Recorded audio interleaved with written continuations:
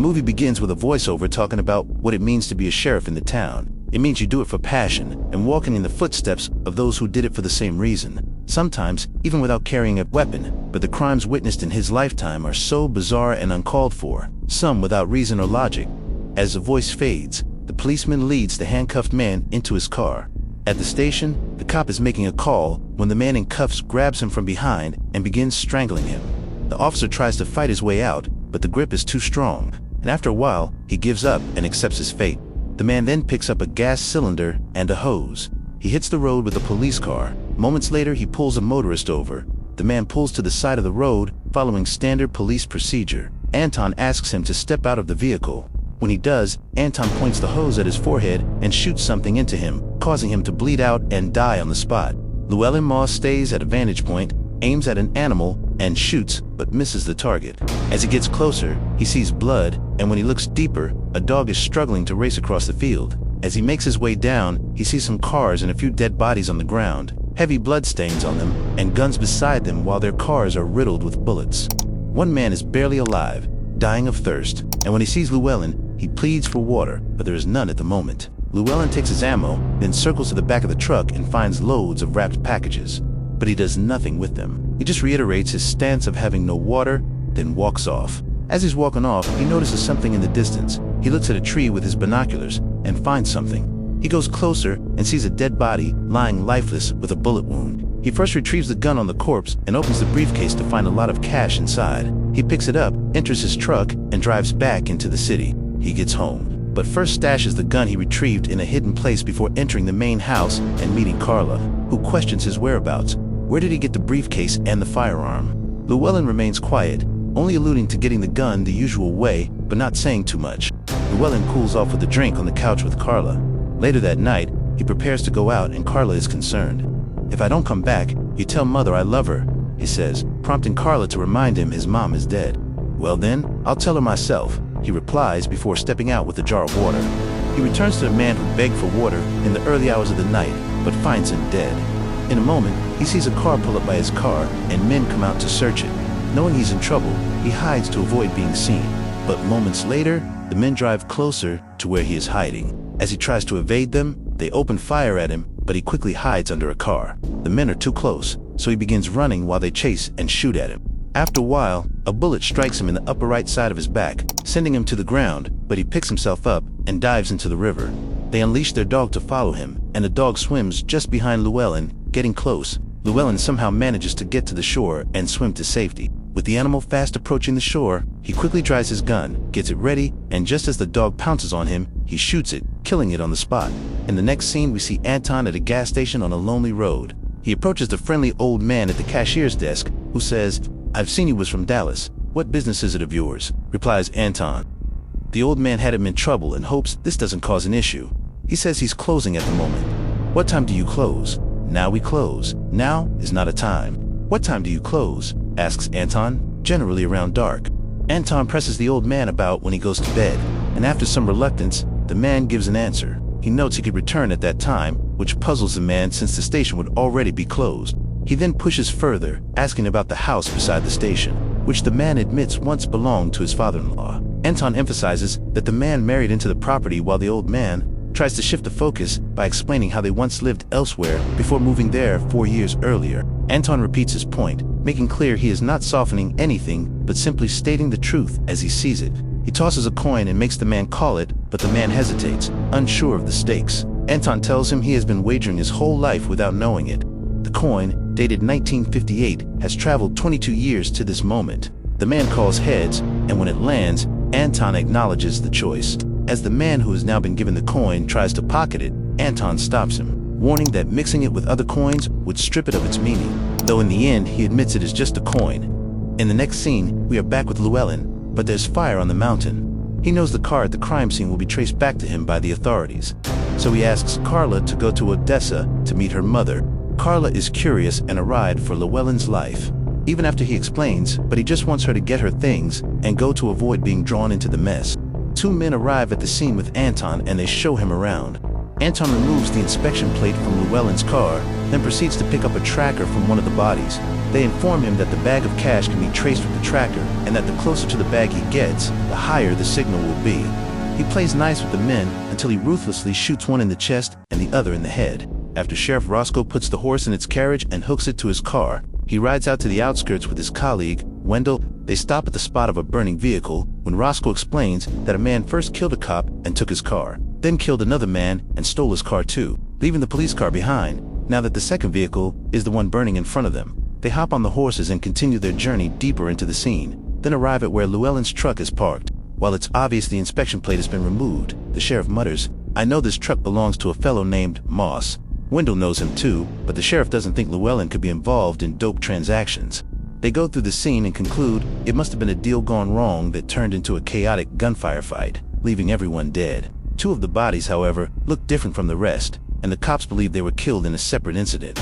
Anton arrives at a doorway. He knocks, but no one answers. So, he uses his weapon to shoot the doorknob and gain access into the house. He picks up letters from the floor and reads them. And while he goes through the building, he finds nothing tangible, just a rough bed and some food in the fridge. He then picks up a jar of milk and then gets comfy on the sofa. Anton heads to the office where he asks a woman about Llewellyn Moss. She replies that he must have gone to work, which is why he isn't in his trailer. Where does he work? Anton asks, while he tries to keep his cool, but the woman refuses to give out such information, insisting on the rules of residency. With a stern look, she repeats yet again, "Did you not hear me? We can't give out no information." After a silent stare between them, Anton turns and walks out the door. Llewellyn puts Carla on a bus to send her to her mother's place while he stays back to sort out his issues. She doesn't feel good about his plans, but he assures her that all will be well and that he'll come back to her, smiling as he tells her she's retired now and no longer has to work at Walmart. They bid farewell and Llewellyn gets off the bus. The sheriff and Wendell arrive at Llewellyn's home. Despite spotting the busted doorknob, they step inside. The milk bottle on the table still beads with condensation proof. Someone was there recently. Roscoe decides not to call for backup, sipping the milk as he weighs the situation. Meanwhile, Llewellyn checks into a hotel. First thing, he tries calling Roberto, but gets no answer. He opens the vent and hides the briefcase deep inside the vent. Anton, still holding the paper he took from Llewellyn's place, stops at a phone booth and dials. Is Llewellyn there? No, he ain't. Should I be expecting him? Anton says nothing and hangs up. Llewellyn buys new boots from a clothing store nearby and hops into a cab. As he approaches the motel, he senses something off as he drives by his room and tells the driver to circle the lot without stopping. The driver hesitates but complies. After a lap, Llewellyn pays the driver and asks to be taken elsewhere. Wendell returns to Roscoe with an update. No bullet was recovered from the roadside victim. Roscoe is puzzled. There's an entry wound, but no exit. The only explanation is that the killer dug the bullet out with a knife. "Sir, I'd rather not picture that," Wendell mutters, disturbed. With Rangers and the DEA now involved, Roscoe decides to skip revisiting the scene. Llewellyn buys a gun, some ammunition, and camping gear from a local gun store. He modifies the weapon, shortening the barrel and taping the grip. Back at the motel, he requests an extra room and a layout of the building. He chooses a room which has a shared back wall with his previous room and also a shared AC vent. He plans to access the bag of cash from the other room as he fears that someone is already waiting for him in his original room. He then begins unpacking his gear. Anton drives slowly, watching the tracker. As he nears the motel, the tracker's signal intensifies. He pulls in to the motel and drives by each of the rooms, constantly monitoring the tracker. The tracker intensifies at a specific room. He is now certain that is the room where the cash is.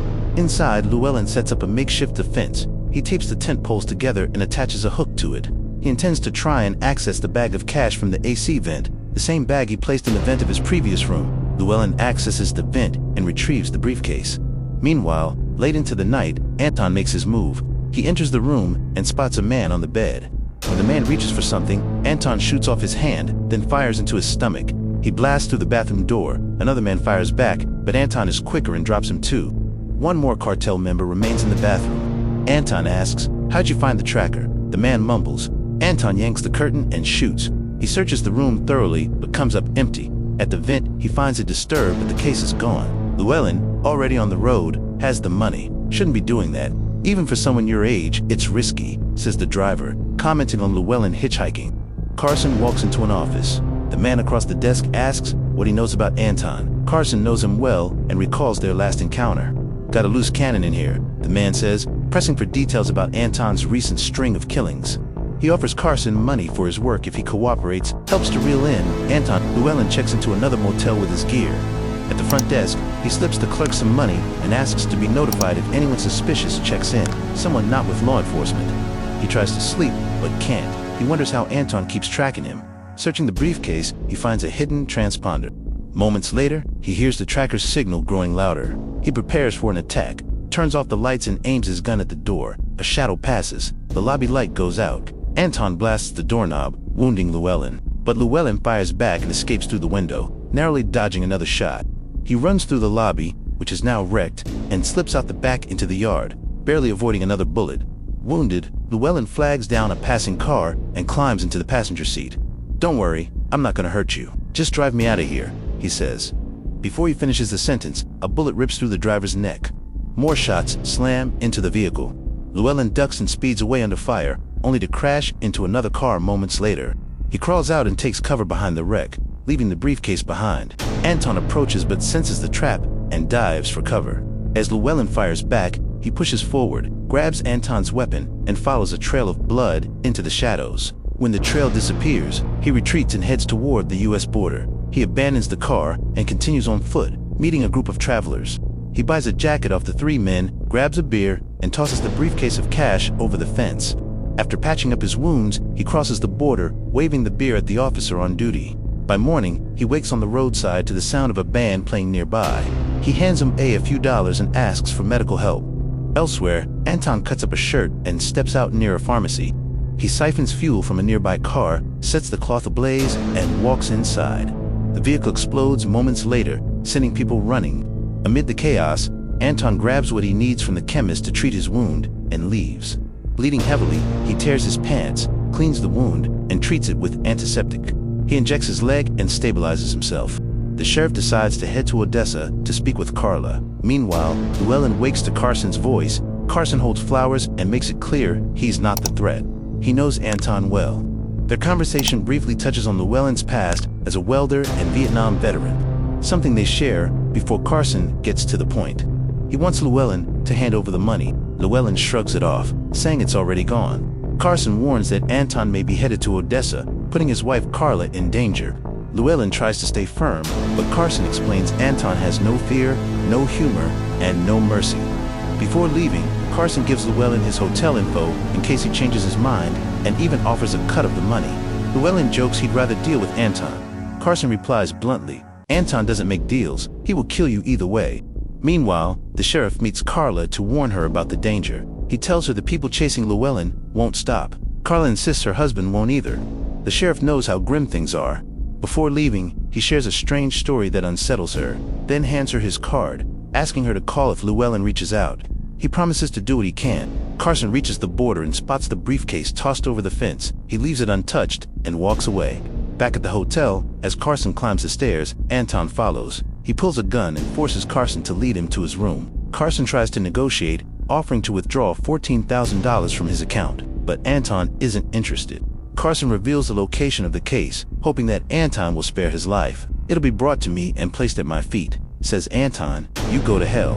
Carson replies calmly. Just as Carson offers all the money, the phone rings. Anton shoots him and answers. It's Llewellyn. Anton says he knows where he is, but he's going to visit the woman in his life instead. "There's a choice," Anton says. "Bring me the money, and Carla lives. Otherwise, she's just as responsible as you." "That's the best offer you'll get," Anton adds. "You've just become my personal mission," Llewellyn replies, then hangs up. Llewellyn crosses the border without proper clothes, using his service in Vietnam as a way to get him across the border. He gets dressed, retrieves the case, and calls Carla, telling her where to meet so he can send her off with the money, removing Anton's leverage. Anton visits the man who hired Carson, the one in the glass office, and the person behind the chaos. The man tries to flee, but Anton shoots him and leaves him dying. Carla and her mother follow Llewellyn's instructions and head to the bus. Stationed for El Paso, Carla is worried for Llewellyn and informs the sheriff of the El Paso location, where Llewellyn asks her to meet, hoping that the sheriff will be able to help. The sheriff arrives at the motel where Llewellyn is waiting for Carla. While approaching the motel, he hears gunfire and sees robbers fleeing in a truck, speeding out of the motel. Upon reaching the motel room, he finds multiple bodies, including Llewellyn's. That evening, Carla and her mother arrive, only to be met with tragedy.